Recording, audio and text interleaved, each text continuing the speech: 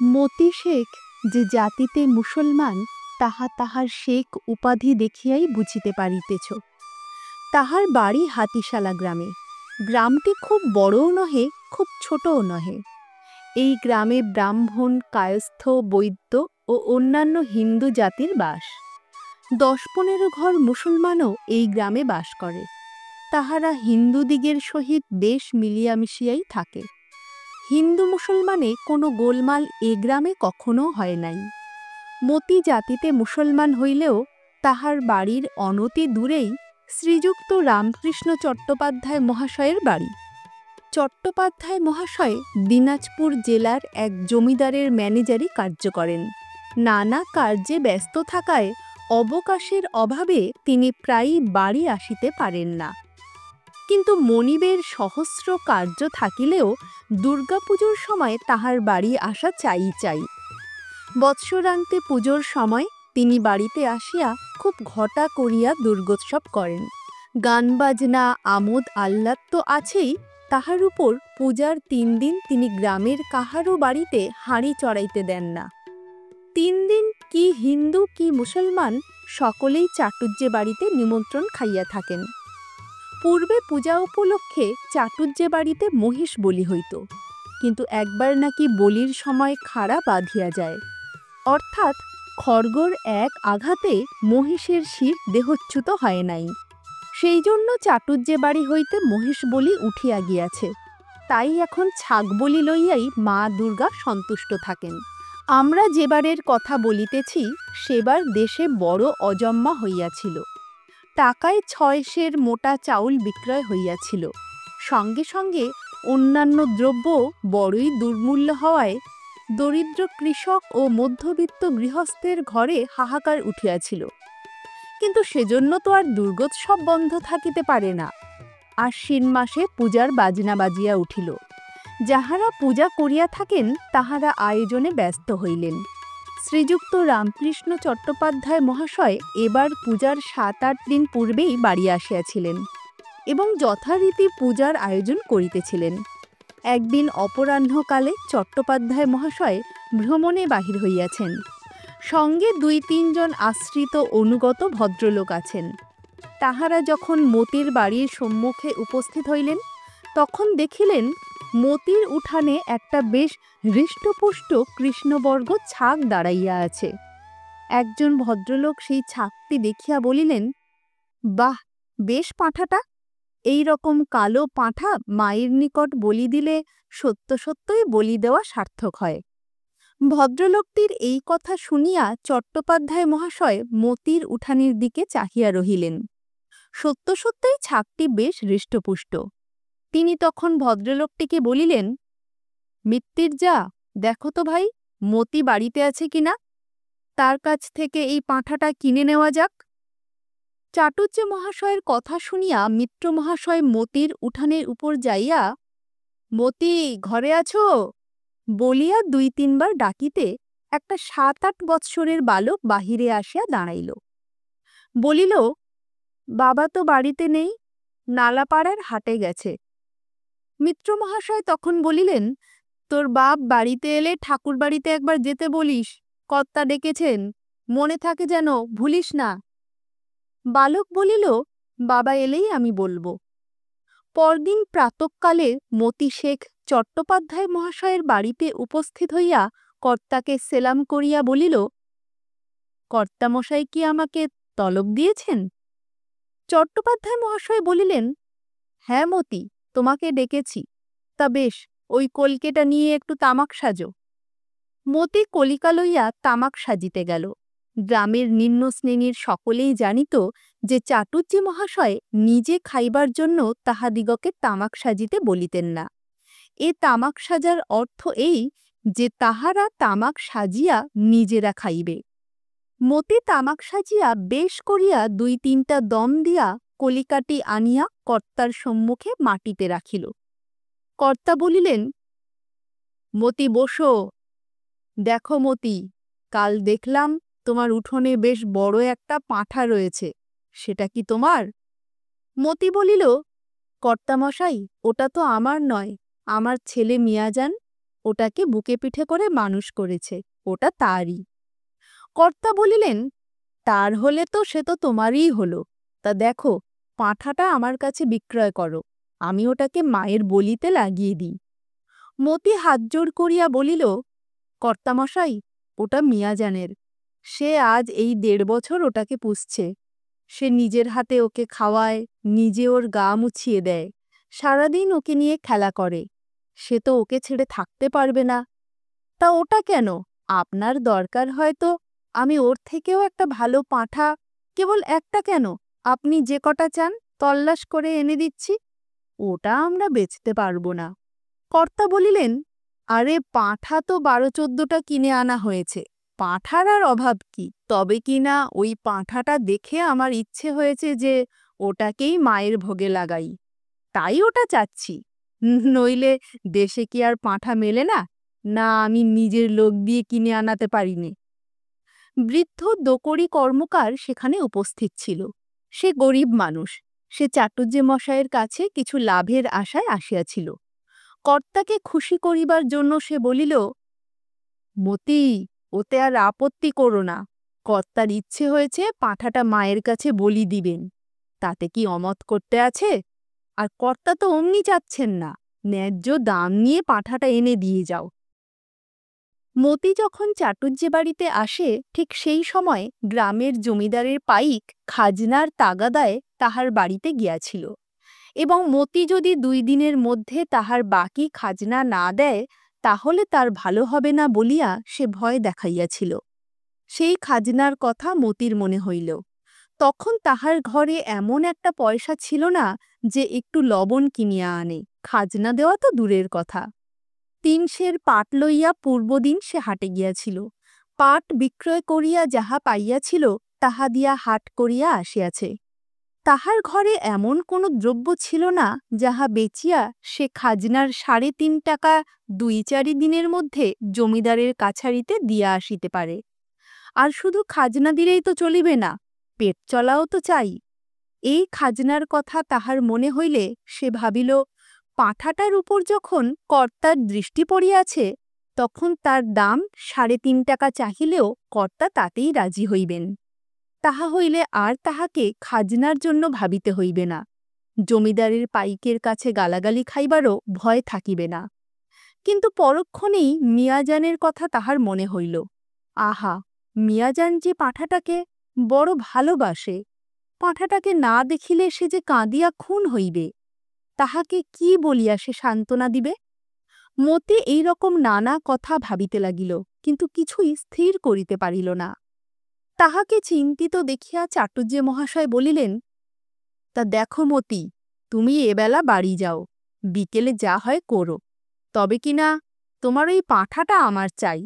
আর সত্য কথা বলতে কি, মায়েরও ইচ্ছা ওই পাঁঠাটাই তার কাছে বলিবি।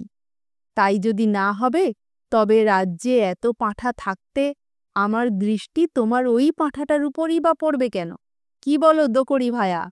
কর্তার মোসাহেব দোকরি ভায়া অমনি বলিল, সে তো ঠিক কথা, এতে আর কোনো সন্দেহ আছে? মতি, তুমি ওই পাঁঠাটাকে কর্তাকে দিতে অমত করো না।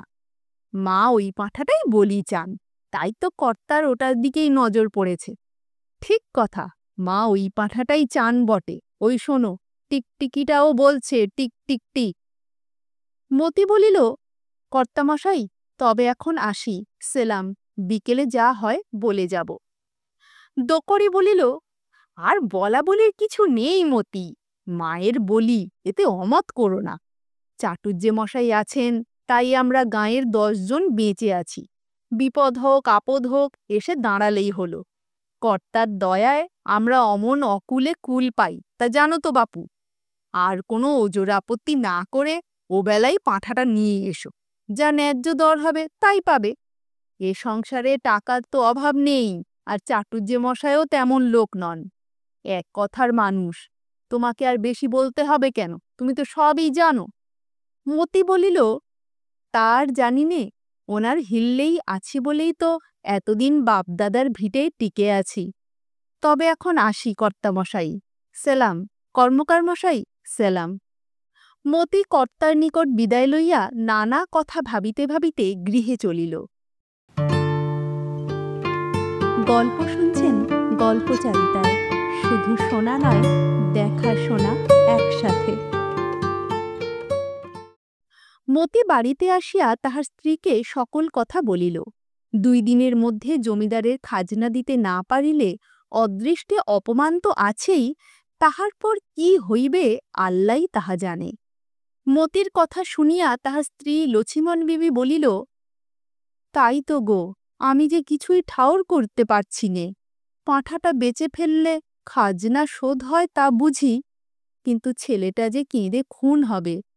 পাঁঠাটাকে সে এক লহমা চোখের আর করতে চায় না। ওর উপর তার কত দরদ। মা দুগ্গির কাছে ওটাকে জবাই করবে শুনলে বাছা কি আমার বাঁচবে?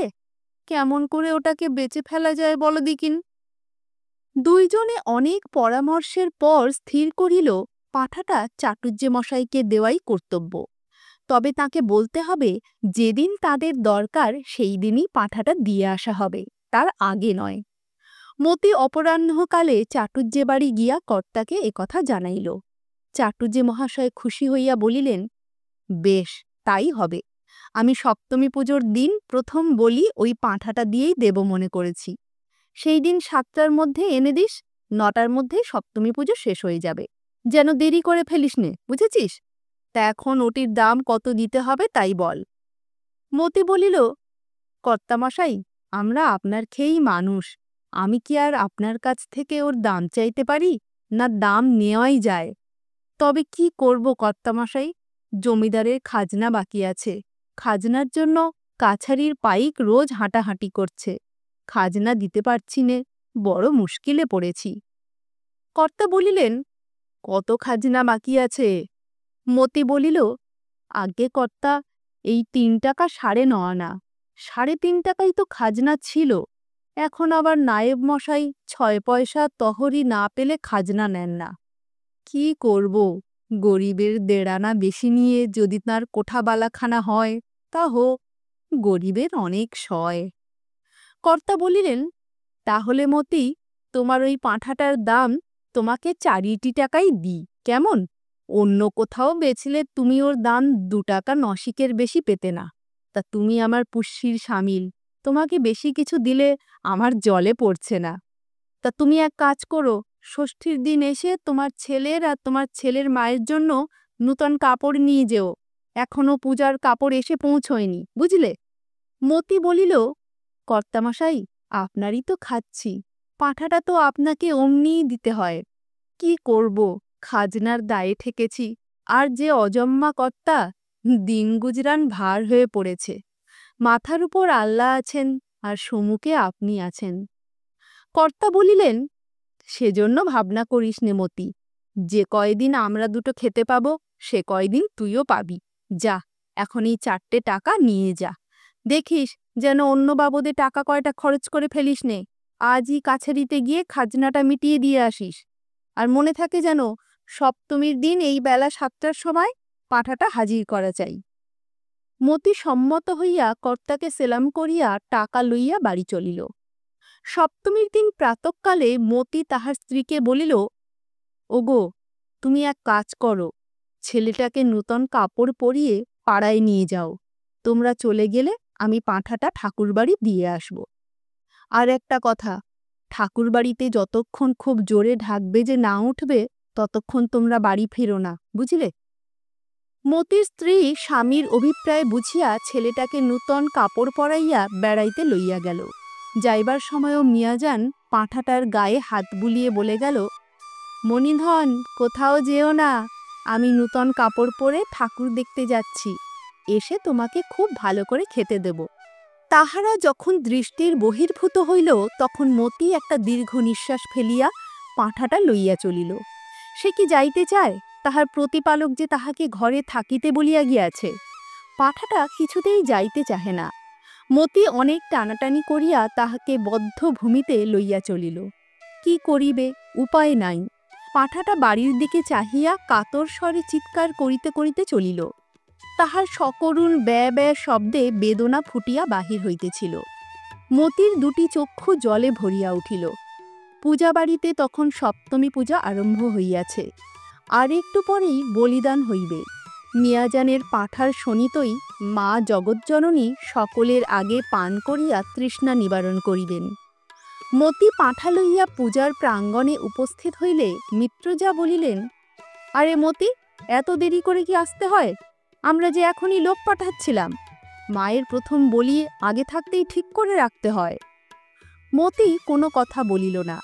তখন তাহার বলিবার মতো অবস্থা ছিল না। তাহার বালক পুত্র মিয়াজানের মলিন মুখ, সজল নয়ন সে মনশ্চক্ষে দেখিতে পাইল। তাহার ক্রন্দনধ্বনি তাহার কানে প্রবেশ করিতে লাগিল। মতি পাঁঠার দড়ি ছাড়িয়া দিল। একজন ভৃত্য তাহাকে স্নান করাইতে লইয়া গেল। একটু পরেই পাঁঠাটাকে স্নান করাইয়া আনা হল। তাহাকে প্রাঙ্গণের পার্শ্বে একটা বাঁশের সঙ্গে বাঁধিয়া রাখা হইল। তখনও পূজা শেষ হয় নাই, বলির একটু বিলম্ব আছে। যখন পূজা বাড়িতে জোরে বাজনা বাজিয়া উঠিল, তখন কোথা হইতে কেমন করিয়া মায়ের হাত ছাড়াইয়া মিয়াজান পূজাবাড়ির বাজনা শুনিবার জন্য হাঁপাইতে হাঁপাইতে সেখানে আসিয়া দাঁড়াইল। মতি তখন বাড়ি চলিয়া গিয়াছে। মিয়াজান আসিয়া প্রথমে তাহার মণিধনকে দেখিতে পায় নাই, সে বাজনাই শুনিতেছিল। হঠাৎ একটা পাঁঠার আর্তস্বর তাহার কানে গেল। সে স্বর মিয়াজানের পরিচিত। সে আকুল দৃষ্টিতে চাহিয়া দেখিতে পাইল তাহারই মণিধন সিক্ত দেহে সিন্দুর চর্চিত হইয়া দাঁড়াইয়া কাঁপিতেছে। পাঁঠাটা মিয়াজানকে দেখিয়াই চিৎকার করিয়া উঠিয়াছিল এবং সেই স্বরই মিয়াজানের কর্ণে প্রবিষ্ট হইয়াছিল। মিয়াজান এক লম্ফে তাহার মণিধনের নিকট যাইয়া তাহাকে কোলের মধ্যে টানিয়া লইল। বিপদকালে পক্ষীমাতা যেমন করিয়া তাহার বিপন্ন শাবকটিকে বুকের মধ্যে চাপিয়া ধরে, মিয়াজান তাহার মণিধনকে তেমনি করিয়া বুকে লইয়া বসিল। চারিদিক হইতে লোকজন ছুটিয়া আসিল। বলির ছাগ মুসলমানে স্পর্শ করিয়া ফেলিল। একজন ভৃত্য মিয়াজানকে মারিতে গেল। গোলমাল শুনিয়া চাটুজ্জে মহাশয় সেই স্থানে উপস্থিত হইলেন। তিনি দেখিলেন মিয়াজান পাঁঠাটাকে বুকের মধ্যে জড়াইয়া ধরিয়া বসিয়া রহিয়াছে। চাটুজ্জে মহাশয়কে দেখিয়া মিয়াজান কাতর নয়নে তাহার দিকে চাহিল। বৃদ্ধ চট্টোপাধ্যায় মহাশয় এমন কাতর নয়ন, এমন মিনতিভরা করুণ দৃষ্টি কখনো দেখেন নাই। চক্ষু ফিরাইতেই মণ্ডপস্থিতা উজ্জ্বল আভরণ বিভূষিতা অসুরস্কন্ধারূঢ়া মা দশভুজার মুখের দিকে তাহার দৃষ্টি পড়িল। বৃদ্ধ দেখিলেন মায়ের নয়নেও সে স্নেহ করুণ বেদনামাখা মিনতিভরা ভাব। তাহার হৃদয়ের মধ্যে কেমন করিয়া উঠিল। তিনি কিয়ৎক্ষণ এই অপূর্ব দৃষ্টি দেখিলেন। তাহার পর ভৃত্যদিগকে বলিলেন, ওকে কিছু বলো না। তাহার পর বৃদ্ধ ধীর পদবিক্ষেপে ব্যাকুল হৃদয়ে চণ্ডীমণ্ডপে উঠিয়া গেলেন এবং গললগ্নিকৃত বাসে মায়ের দিকে চাহিয়া বলিলেন, মা জগদম্বা, আজ এ কি দেখালি মা? এ কি তোর খেলা? তিনি আর কথা বলিতে পারিলেন না। তাহার কণ্ঠ রোধ হইয়া গেল। তাহার চক্ষু দিয়া অবিশ্রান্ত অশ্রুপাত হইতে লাগিল। পূজার শেষে বলির বাজনা বাজিয়া উঠিল। সেই শব্দে যেন তাহার মোহ ছুটিয়া গেল। তিনি ব্যগ্রভাবে চণ্ডীমণ্ডপের বারান্দায় আসিলেন এবং খড়গধারী মল্লবেশী কামারের দিকে চাহিয়া আদেশ করিলেন, আজ হইতে আমার বাড়িতে বলি বন্ধ। ঢাকের বাজনা বিস্ময়ে হঠাৎ থামিয়া গেল।